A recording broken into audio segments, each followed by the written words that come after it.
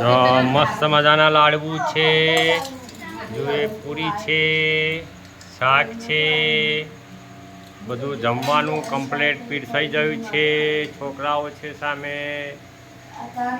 અમારા ભત્રીજા ગાય ખાય છે, જમે છે.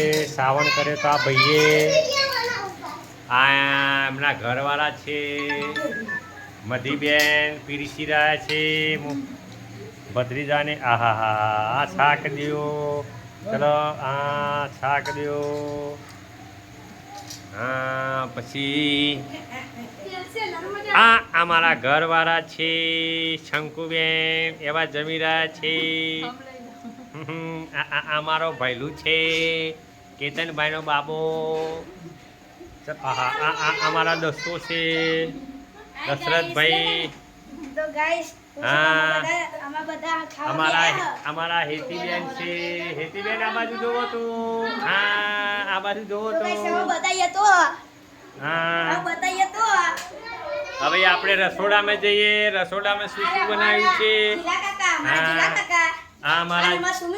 આ જીલાભાઈ ખાઈ રહ્યા છે શ્રાવણના છેલ્લા દિવસનું. આ મારા સુમીબેન હરખા બે આવો તો રીલ દસાય છે. હા એમ હા આ સુમીબેન બહુ ઓછું આવે છે એમને ઠી કરતા.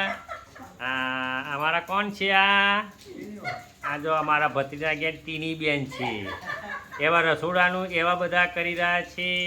જો પૂરી બનાવી છે, પછી આ સબ્જી બનાવી છે, આ દાળ બી બનાવી છે. હા જો શંકર ભગવાનના આ લાડુ છે, પછી આ ભાત છે. હા વરસાદ પડી રહ્યો છે. જો હા ટમક પડી રહ્યો છે સાવનના.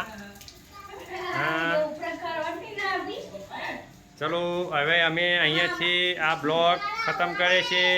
જય ભોલે, જય સોમનાથ.